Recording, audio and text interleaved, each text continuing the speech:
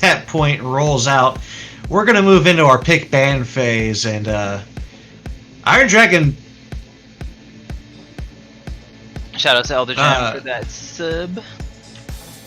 Absolutely. We appreciate every last one of our subs, and thank you very much. Now, back to our pick ban phase. Our graphic should update here in just a second. Iron Dragon banning off Thresh to start this off. A new pick for them. Normally they kind of leave that open. And Glacial Rising Phoenix taking the set off the board, followed by Iron Dragon taking the Graves. So far, these are pretty solid, normal-ish bans. What's your thoughts? I mean, Set's an obnoxious champion. I can see why they take that away from Santa V, who has probably been playing it as a sub. I'm not as familiar with their lineup, but taking the LeBlanc away from I'm Candy is definitely something that we definitely needed to see, because it's like every time we see a Candy on the LeBlanc, it's never fun for the enemy team.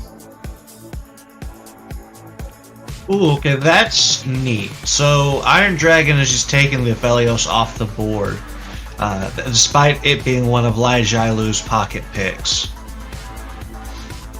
And as of recent times, I've been really seeing like how annoying Aphelios can be. Because like I thought he was annoying just watching him play in these games, and then like we seem to be running into some technical difficulty. Just resetting the draft. I see. From what I'm hearing, there's a bit of a technical difficulty on this side of the stream. So we'll get right back to that in a minute. Probably shouldn't take too long. But Monochrome. So do you know of like any history, any other history between these two teams other than I think the last time that I think Glacial took the win? Not really, and I've spent a fair bit of time playing with multiple members of our league, our wonderful league series, and there honestly isn't a whole lot of drama between these two teams. GRP won last time, and all in all, it was, a decent performance. Iron Dragon just failed in their usual failings of not really participating in the early game, and it snowballed out of their hand. Yeah, but it's just funny that you mentioned like the in-houses though, because I participated in one of those. It was a pretty fun time. I think our boy Kinder was the enemy jungler, but hey, might have worked him a little bit, but I mean, the in-houses are fun. I think that we really should do some more of those in like throughout the league, just to have more interaction, I guess, between the staff of the ALS as well as the players and the viewers, really, who can also like get in on that if they really want to. Yeah, absolutely. For our viewers out there this morning, feel free to reach out to us, and if you want to get more involved, maybe just play with some of our players. As there appears to be a little bit of drama going on in our chat. I am Minipod, trying to stir the pot to add some enthusiasm this morning. Epic Fail Guy, trying to countering that point. And Skiz, following up on his own. Glad to see you guys up and at 'em and very well motivated. Shadow Jumper joining in on the action. Good to see you guys. As we get deeper into our picks, which are working now. Ooh, I like our new graphic. Shout out to Kinderspiel and Mutant Accounter for getting that up and working. It's looking fantastic as the picks continue to roll in. Volabear's picked up for Ain't Your Mommy, and I'm Candy is going to be picked up, or is going to be picking up this Corky here. All in all, our teams look to be kind of drafting down the line here, which is fun. Oh, you like those stats, huh? Yeah, Mutant worked really hard on those, so shout out to her. They're awesome. I love that. It's like, I think the funny part about all of this is just like how strong like the draft is on both teams so far. It's like, like Hecarim Ornn is a really strong frontline engage. You've got Syndra there for some for the magic damage that you go in. You got Shen and Volibear, who's an absurdly strong frontline. You're not cutting through those two champions very easily. And you've got the Corki there as well as, and now even more bans coming out between Yasuo and Twisted Fate. I don't know why the Twisted Fate ban is going on unless Glacial Rising Phoenix is expecting Corki to be the AD carry, which would be weird in my opinion. But we see Fiddlesticks and Galio to round out the bans for both teams, and we've got a Morgana hover, so it looks like an anti-fun champion, the first one of today. Yeah, we'll see if that locks in, and that will pull up a very interesting stat block when it does. Ezreal actually the choice here. I wonder how much Ezreal's played this season. I guess we'll all find out in a second. 12 games. Well, look at those stats. Those are beautiful. I like that. Ooh, that's Ashe, Leona. That's a bot lane right there. That's a very strong bot lane. One that I used to play with my duo, my AD duo all the time. It's like we would run the Ashe Leona all the time and just make picks all day. It's a lot of fun. We out here. And to finish off, we have the obnoxious Yuumi, and so it looks like instead of the no fun Morgana, we picked up the no fun Yuumi. I harbor a deep personal hatred for both champions, but this is besides the point. Yeah, we have a super engaged bot lane versus a super safe bot lane here. Glacial Rising Phoenix looking to just kind of stay back and farm and scale up, while Iron Dragon picking a very aggressive line this time. Definitely kind of stepping away from their previous drafts that we've seen in the past few weeks. This is more leaning early game than the Aphelios with, you know, a peel support. If you were to ask me, I would say that it's an evenly spread between scaling and non-scaling champions, because you see an absurdly strong frontline, like early game frontline too, between the Shen, Volibear, Leona, but then you realize that Corki and Ashe are two AD carries, quote unquote, that don't really turn online until 2-3 items. So, I mean, and usually the 2-3 item mark is probably about around the 20-ish, 22-25 minute mark. So it's going to be really interesting to see how they deal with the early game Syndra, the early game Hecarim, to kind of compensate between the Iron Dragon's early game. But I do want to see in the chat to see who's going to win this game. We've already heard me. I'm on the side of Glacial Rising Phoenix. But let's see if you are with me on that team. GRP wins in the chat. But if you are with Monochrome on the opposite side, I want to see those ID wins in chat. See you, that guy. That's right. Call it out. Also, while we're in this short spectator delay, a random question for the audience. Does anybody remember how the Toxicrome thing started? Because, like, I don't. Yes, I started that. Okay. I was the one who started that. We were watching a game, and specifically, it was with, I believe, Martin Cabello Fan Club, because I know full well that that guy was in it, and you were going on, were flaming him harder than I was, and I was like, wow, you're toxic. And then I promptly came up with the nickname Toxicrome for the rest of the season. There we go. A little bit of history lesson for the audience. Shadow Jumper, as far as Leona, I think Leona is a super hard engage support that has only one button, and that's the go button. You land the hook, you're in them, period. I think that question should have been, geared more towards me, seeing as how I'm the actual Leona main in here. So that's fair. Brown and Autumn, what do you think of Leona? She's a very good champion still, don't get me wrong. She can still do a lot of things, but because of the changes to unflinching and just the amount of tenacity that's currently in the game, her effectiveness, especially after her most recent nerfs, have really put a damper on how effective she can be in a lot of matchups. So it's like, I don't know. All right, now I don't more like importantly, her what's right now. what's your opinion of Leona when you're behind?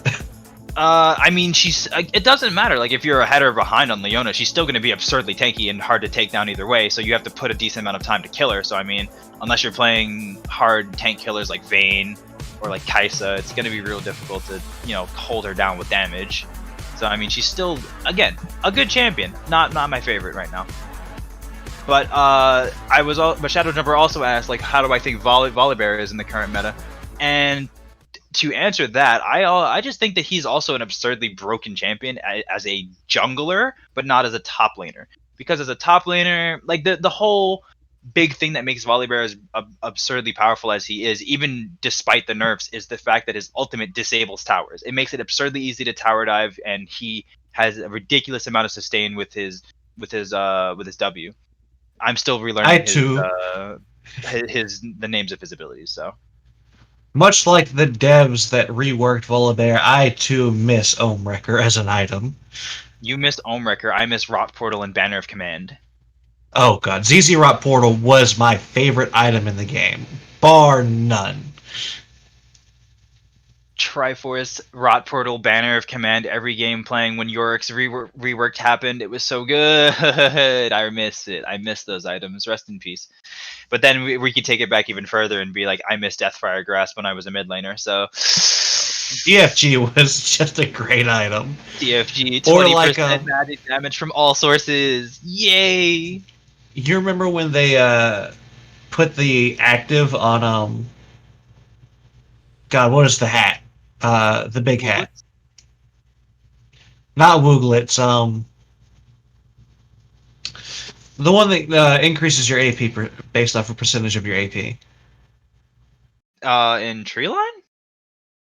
Not in Treeline. In the main game, they put I can't think of the It name wasn't now. Deathcap? Yeah, Deathcap. They put an active on Deathcap. Oh yeah, I completely forgot about that. Oh my god, I forgot when that was a thing. It was like a straight up anti-Q. It, And it just exploded people. I was like, what? Like, how is this allowed? Like, looking back at it, it's even more like, how did they allow that? But that's why they got rid of it after like like half a season. yeah. But getting into the game now that the game has loaded up, at least for me, I don't really see anything out of the ordinary as far as the what do you call it go? The summoner spells go.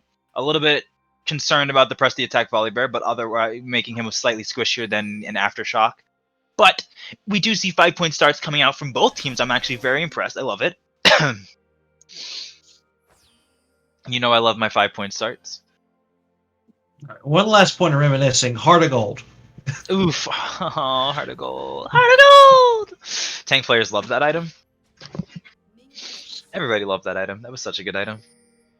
Broken, but it was a good item. It seems as though we got no real shenanigans going on. I don't like seeing them because usually it turns into a full-blown clown fiesta for the first couple minutes of the game, but this is fine. We're sitting here, nothing too crazy going on right now. Got our Volibear, the Ancient Mommy opting to start on the top side of the map actually, rather than the bottom side. But there is a ward there. Yeah, he will be spotted out.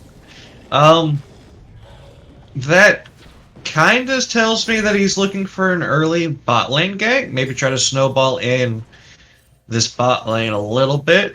I don't know. He's pinging for the red buff, but they're fighting in bot lane, so they can't even go to contest that red buff if they're going for it. Skiz opting to take the Raptors is going to take him longer to clear the red buff than it normally would if he had just went for it. Yeah, looks like Ain't Your Mommy's just going to do the smart play here. And they're going to do, some vertical jungling. Yeah. Ooh, first blood down bot lane. I actually missed that. Okay. Yeah, no, it's just a quick catch onto the absurdly squishy Yuumi. Trying to hit an auto attack to refresh the passive and getting hard punished for it. Yeah, with the changes to Yumi's dash that have occurred, I really do feel like Leona could be a very solid counter pick to it. Now that I think about it. Yeah, any of your hook champions were pretty good into the Yumi, like ever since that change, because it was like you can CC her out of it and keep her from attaching to somebody. But it was like if you played Nautilus, if you played Leona, if you played Thrash Blitzcrank, like any of those, like you were able to keep her off of. If she was caught off of her carry, it's just like really easy just to not, just to blow her up. But nothing too serious as far as the CS differences go. We've got slight leads there in the bot lane, slight leads in the top lane. Santavi really working Joey Desu so far as CS is right now. But even all of the starting items for the call on Candy are starting off normal. Yeah, game's just hook down bot lane. Hacksaw looking to get a little aggressive here. Gonna need some damage for his efforts.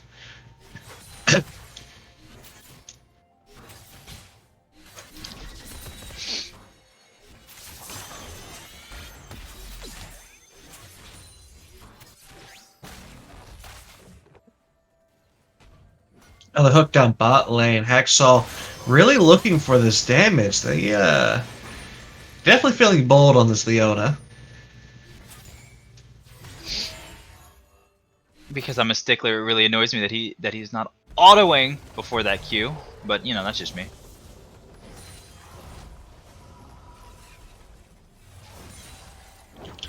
You know, I'm beginning to think that there's a very real argument that support players might actually be the most toxic players in the game. I don't know. I'd have to disagree. I mean, I don't know about you, but I'm pretty nitpicky. Well, yeah, we're particular. We do the things that we do, and we do them well. But it's like mid laners and junglers just flame for no reason. Yes, Toxicrome does in fact play support. Toxicrome does play support, and so does Brown. Brown also plays other roles though. Oh, there's a pause coming in. That sounds like a DC a disconnect might have happened there. So we'll see how that works out. Yeah, Brown and Autumn, the 1 million mastery point Riven main is a support player. 2 million. Whatever. I have 1 million on my main account, and then across my other 2 accounts, I have another million. I rest my case. I mean, when you play the same like a champion for like 5 years, that tends to happen. Sam, I'm honestly kind of tilted that is not retroactive, because I have so many like Thresh games that are just not registered within the system. And Minipod is saying only 5 years. I've only played Riven. Like I've mained Riven for 5 years, yes, but I've been playing longer than that. Actually, I think Brown, you want to take the six Yumi now. passive question? Hmm. You want to answer that question about Yumi's passive? Okay. So Yumi's passive is it's called Bop and Block, right? So when she detaches from somebody and she autos them, she gains a shield and restores her own mana. It's on a long cooldown, but the shield basically stays on until it's broken, right? But if she attaches to somebody while that shield's on Yumi, it will then transfer to the person he's attached to. Real quick, some aggressive jungling coming in from Skiz. Really wanting to duke it out with Ain't Your Mommy. Health is low. Skiz eating a lot of damage too, but he's going to pick up the first kill.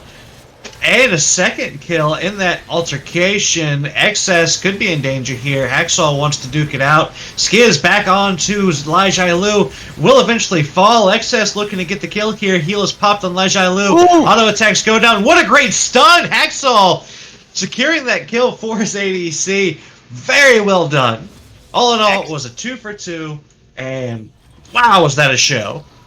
That was a really unfortunate W from Exkis. Exkis' Syndra like just picked up the orb and just dropped it in the same place instead of like the force of will just completely not even close to hitting Lai Lu there.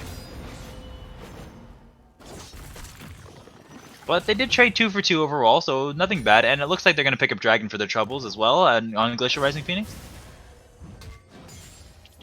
Now, looking at where those kills ended up, though, it could be interesting. So, Lai Lu picking up 2 kills in the position ADC. As Ain't Your Mommy comes up top lane, wants to duke it out. Joey Desu is in trouble here, gonna flash away, pops the call of the Forge God, gets the knockup, but I don't know if it's gonna be enough. Ain't Your Mommy is pretty quick. I'm kinda gonna do the rotato potato, come up and get the kill, and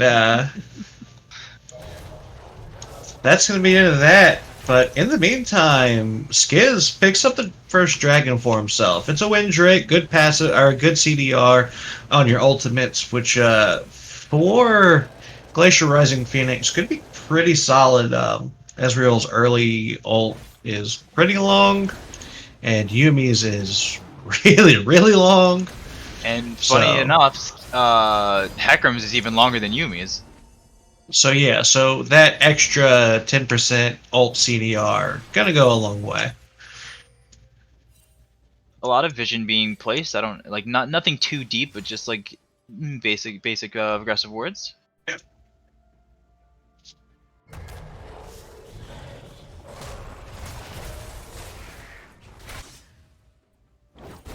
Ooh.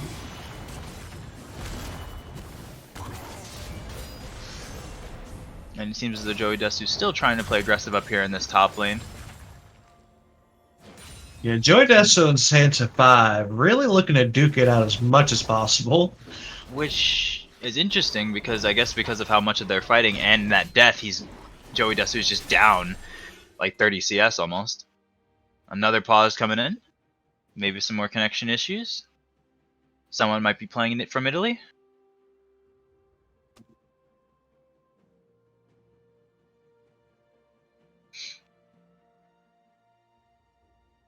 But otherwise, like the Rift Herald is available, and we do see Skiz here on this top side, so it's not like anything too crazy is going on here.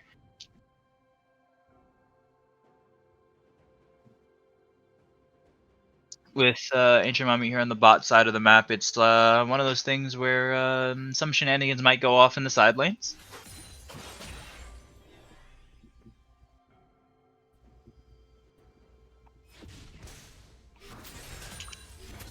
All in all, though, Iron Dragon taking the lead in this early game as we approach 8 minutes 30 seconds. They're up 1,500 gold. Not a massive lead, but it's there. Santa V backing off very hard just to see if a fight's gonna break out. Oh, definitely expecting the fight to break out down there.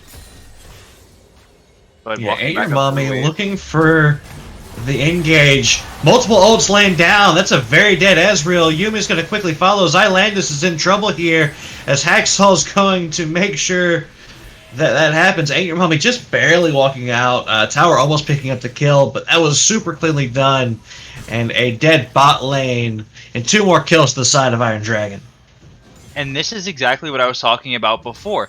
About when Shadow Jumper asked about how I feel Volibear is in the current meta, and I was like, he's an excellent jungler for that specific reason. He was able to go up, walk up to them, take tower aggro, and then drop tower aggro because he's able to disable towers, and then pick it back up while also still tanking like 4 shots. And on top of that, it's a great counter of this Ezreal Yumi because they want to typically play super safe, and they can't play safe if you're not even safe underneath your towers. And I guess they're looking to turn the pace of the game on Glacial Rising Phoenix because they picked up the Rift Herald and is looking towards Santa V if he could get there. Yeah. This doesn't look great for him. He gets the dash Flash. out, pulls a flash, Call of the Forge God's going to get the knockup. He's dead anyway. Super unfortunate. Don't think he should have wasted his flash there. Should have probably realized he was dead no matter what and let it happen. But what's done is done, and aside from that kill and picking up the Rift Herald, not much is going to happen. I would have honestly probably just immediately placed that Rift Herald top lane. Plates were still available. Maybe. I don't know about placing it there. That probably wouldn't have been my play, but it seems as though even though once again we see Xylandis getting picked off here by the very hard engage on the Leona with a Knight's Vow as a first item. I don't usually see the Knight's Vow first. Usually I see the Zeke's first. I personally believe it's a better item. I like Knight's Vow. I enjoy it as an item. I think it works well. Zeke's is okay. The item is good, don't get me wrong. It's just the fact that I prefer the Zeke's first. Because it just gives you so much combat power. That's fair. But with like Lai Lu already being 3-0, I don't think combat power is what they want. I think he just wants survivability, and that gives extra survivability. That's just, you know, my best explanation for why they chose this item. Brown is the Leona main, so I defer to him on this one. Even though he's wrong about a lot of things, but... Hold on now, I'm only wrong about who wins the game, that's all. Like, in terms of my predictions, that's the only thing I'm ever wrong about, because that's a game. Speaking of gamble. Winning the game, though, we have a fight coming out. And your mommy taken super low, super quick, but they pick up the kill first. The Triumph heal coming in. I'm Candy looking to get another kill for himself. Duking out. Xylandis is going to be the next one to fall. That's a dead Yumi, and 3 more kills picked up for Iron Dragon and a dragon for themselves. This game's looking very one-sided at this point. Yeah, they didn't get a single return kill on the side of Glacial Rising Phoenix there. Despite the fact they Ain't Your Mommy got down to 100 health, and like I said, they still just couldn't secure the kill because he healed. He got two of the frenzied mauls off, so he healed for a absurd amount of his health and said, "Hey, I'm just gonna survive here." Where did the Hecarim die? What? Did he just walk up to that? Is that what happened? I gotta back this up. No. What happened was Ain't Your Mommy kind of just did the big boy invade and said, "This is my jungle now. This is my blue buff. Why are you in my blue side jungle?" And beat him up. And beat up Skiz. Okay, yeah. Haxel here in the mid lane, landing the slow on the ultimate, not landing the stun, able to get the aftershock, and X-Gas will not survive that with 3 members of Iron Dragons here. And this is like significantly different from what we're used to seeing from Iron Dragon. Like, we're used to seeing them sit in the lanes, farming it out, playing the slow game, but no, they're playing very retroactively this game. Like, or proactively, I should say. Like, really pushing. I honestly like this look for them. It's good. It might be exactly what they needed. Not an ideal use of the Rift Herald here, for probably was timing out. See, and this is exactly why I would have just dropped a top lane right then. I mean, I also wouldn't have expected my team to, you know what, never mind. Yeah, I mean, expecting your team to just like die to the enemy team is never on the table. I had to rethink my statement because I was going to be called toxic for in a second. But it seems as though the fight happening in top lane, Joey Desu forced to miss the call of the Forge God because of Santa V's Shadow Dash, but still solo kill going to Joey Desu there. Yeah, Joey Desu might be the one dead in response, though. Ain't Your Mommy not particularly tanky at the moment, but is in fact particularly annoying and effective.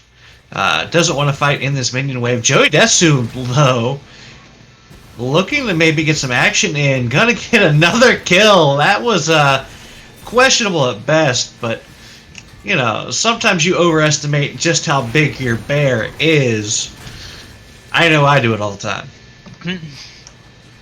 Yeah, it was just one of those things where it was like they underestimated how strong Joey Desu is right now with just the ninja tabbing the Bomb Sender.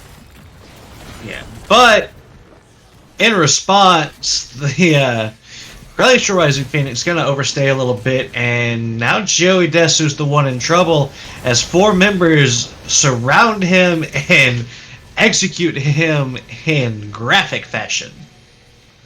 That's 4 members of Iron Dragon here in the top side of the map right now. And no members of Glacial Rising Phoenix down bot lane.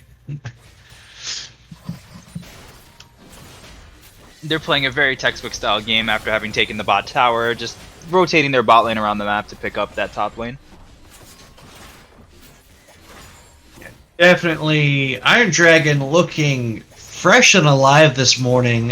Definitely enjoying this new look for them. But Skiz coming in, gonna give it the good old ult, but he's taking a ton of damage. Things aren't looking great. Flash stun from the Leona. Hacksaw looking to duke it out. Now it's going to be more dead members as objectives and champions fall before Iron Dragon. They are looking strong. Another engage coming in. Hacksaw says, I can take this tower. And will, the stopwatch keeping him alive. And they're going to take another couple kills with absolutely no cost whatsoever. Iron Dragon is looking monstrous this morning. I think like part of the issue is the fact that Glacial Rising Phoenix is underestimating the Shen and how tanky these champions are. Like Leona, having finished the Knight's Vow, also having the stopwatch available and the Negatron cloak, assuming that they're going for that Haxel's going for what's that one item? Gargoyle Stoneplate. There's just not really any damage or any percent damage that they have on the side of Glacial Rising Phoenix to deal with any of these champions. I was really actually looking back in the champs, like I don't know why I didn't mention anything about that, about not having a way to shred these champions. Yeah, a minor oversight on the side of us casters. However, this game is quickly looking like it's going to be one-sided, as we already have 19 kills in Iron Dragon's pocket, and it's not even 18 minutes yet. Gee. Speaking of Iron Dragon, they're going to take a dragon here. One Ocean Drake picked up for Iron Dragon, giving them those extra health and mana over time. Things are looking grim. Glacial Rising Phoenix is going to have to try to pull off something quite miraculous if they want to bring this game back into their awaiting grasp. Being down 12,000 gold is definitely not ideal if you're playing a game of League of Legends. But especially now that Iron Dragons has complete control over the dragon, and it is Ocean Soul that is going to be on the table eventually, it's going to be even more difficult. Joey Desu just dropping again to Ancient Mami and Santa V down there.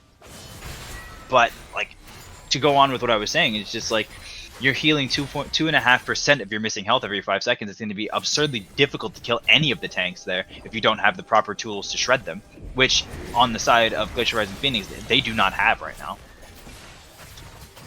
Speaking of sides, Iron Dragon is dropping Rift Herald down mid lane. Looks like it's going to get multiple charges off, and here comes the second one. Oh, no, actually, killed it in the process of the charge. It's actually huge that it didn't finish that charge, because now it makes it a little bit easy to go onto you. But okay, this is just rude. How long was she stunned for? How long was Exkis just stunned for? Like 5 seconds. Like at least 4 seconds. At least. Like that was actually disgusting. You got Leona ulted, Leona Q'd, Leona E'd, and then a half map Ashe ultimate. Like what? Lai Lu. Honestly, super safe here.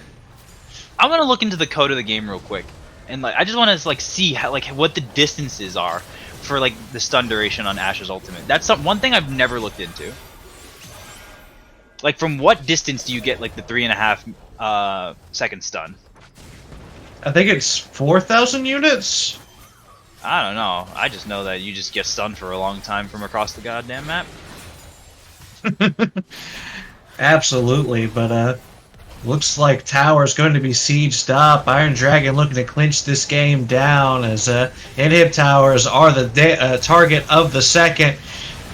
Ain't Your Mommy taking a ton of damage here is actually going to eventually fall, as the Shin ult is not quite enough to keep him alive. Skiz looking to turn this fight. They want to duke it out. They want to get something back for all their pain and suffering thus far in this game. Heal goes down. Hacksaw looking to get as many stunts as he can. TP coming in top lane. Lai Lu landing another ult. Joey Desu is in danger as Santa V comes in from the backside. Joey Desu healing up massively. Lai Lu taking forever to die, able to heal up from all of his items. But Santa V is now in trouble. Skiz Well, I don't know. Skiz seems to be having trouble killing Santa V and taking a ton of damage for all of his efforts. Skiz, get out of there, buddy. You can't fight that. Yumi can only heal you so much. And it's going to be the end of that fight. A small turnaround and a stall for the side of Glacial Rising Phoenix, but I don't think Iron Dragon is quite done or beaten. This game is not going to stop from just one fight. And Skiz is now in danger, going to get picked up as Santa V was just conveniently backing in a nearby bush and happened to see him. That is a 7-second stun. Good lord. That was a lot. Our 7-second stun. Language and Jago calling out some That stun was a timers lot. for us.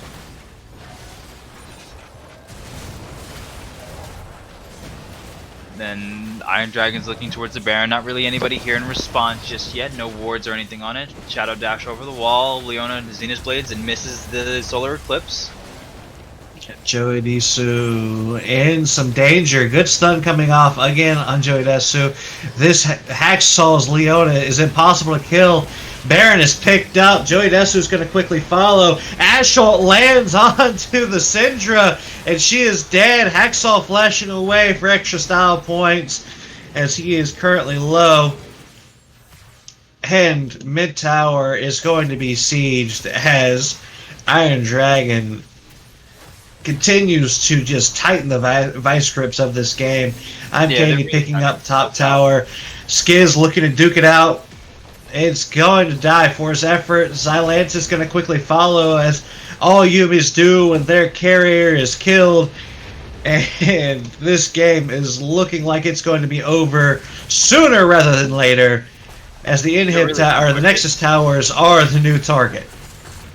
Stormbringer is available from Ancient Mami, but they are able to pick up I'm Candy pretty soundly. Solar Flare coming down is a little bit too late to save Lai Lu, but they're going in on it anyway. Coming in. Santa V is unkillable here in this back line as a nice stun goes out. Epic Fell Guy unable to so much as really hurt this Leona. Skiz tries to stall this out a little bit longer, but he's getting super low. Yumi heals, keeping him up and moving for as long as possible. Santa V going to just skate his way away, and the next target's probably going to be Dragon if they don't want to just end the game with their next push, and that'll be second Ocean Drake for Iron Dragon here in just a second, and your mommy already pathing down there. Taking a second to clear out some wards on the way. Hacksaw looking to maybe get a pick here. Will be spotted by the sweeper. Skiz kind of scared to be in his own jungle, going to drag his blue buff as far into that bush as he can. And will pick up his own blue, but Ain't Your Mommy and Hacksaw going to take this dragon free and clear with no contest from Glacial Rising Phoenix. Is there any hope for Glacial Rising Phoenix at this point? I don't see any. I don't see a way back into this game. The only way that they can do it is if they stall it. And this isn't going to be stalling right here, as Joey Desu is going to fall once again, picked up by the Assault. That guy calling out your terrible predictions there. It's not. I look. My predictions are more so for the underdog because I like watching the underdogs win. Like, it's no fun if you're just picking. If everybody's just picking the favorites.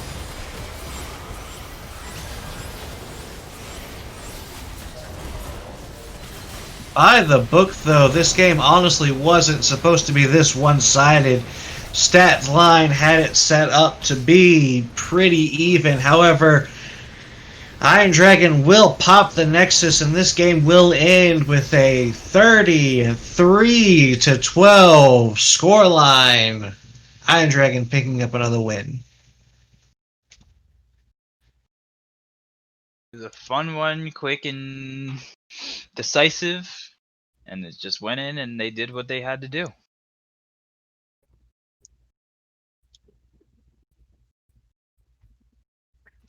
Yeah, but, definitely as a.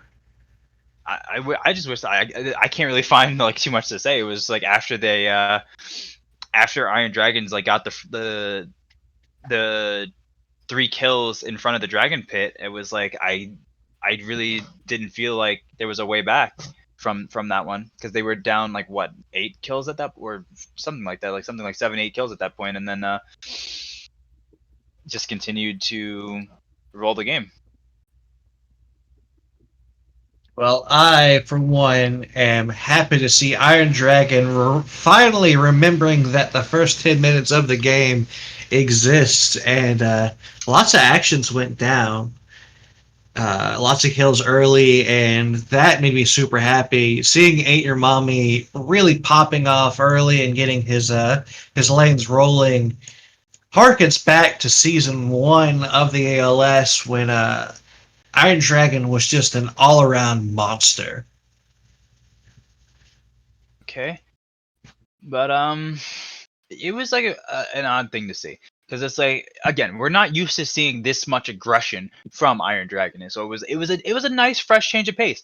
Watching Haxel and Lai Lu kind of win their lane on their own, and then Intramami really influencing I'm Candy and Santa to just, like, in these random jungle skirmishes, just to really get in there and push the leads that they had.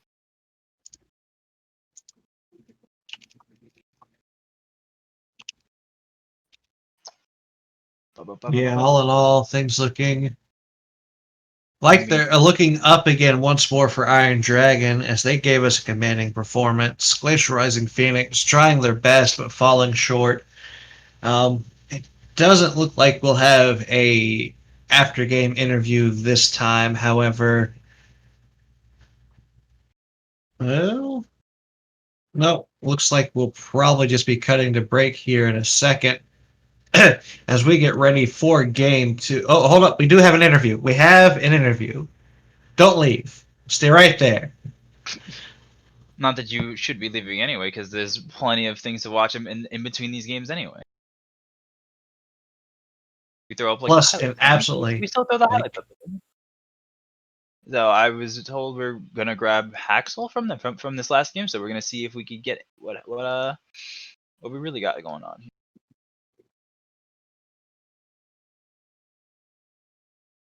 all right. Looks like we'll have them in just 1 second. Maybe you'll be able to like bond with them about your Leona play. I definitely would, because like it's just one of those things that just happens. Hello, And we have Haxel here in the chat. How you doing, Haxel? I'm thinking, how are you? Excuse me, I didn't quite catch that. Pardon?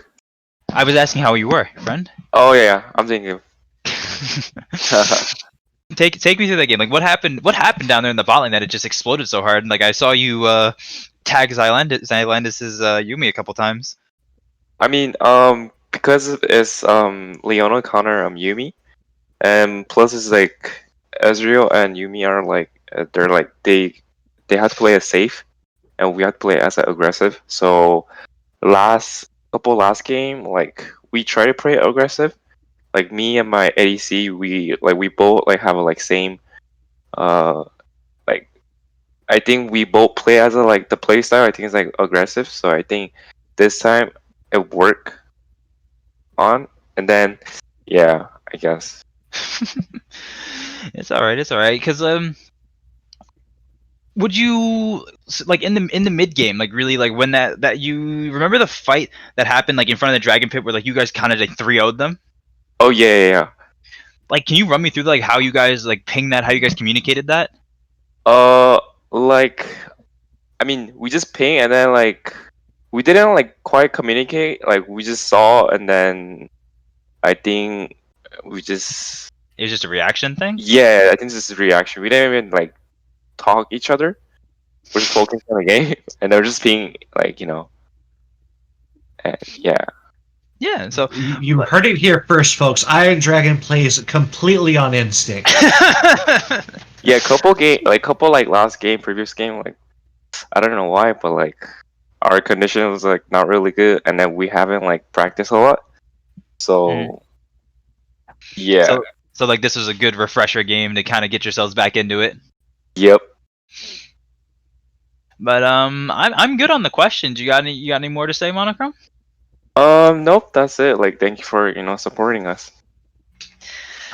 We appreciate you too, and on that, I think we will cut to break. As our party boy Hacksaw has given us great insight into the mind of Iron Dragon. And you don't want to miss this next game because we do have Kisses for Cats against Trigger Happy. If you want to watch a certain somebody in this game, then you're definitely going to want to watch that one.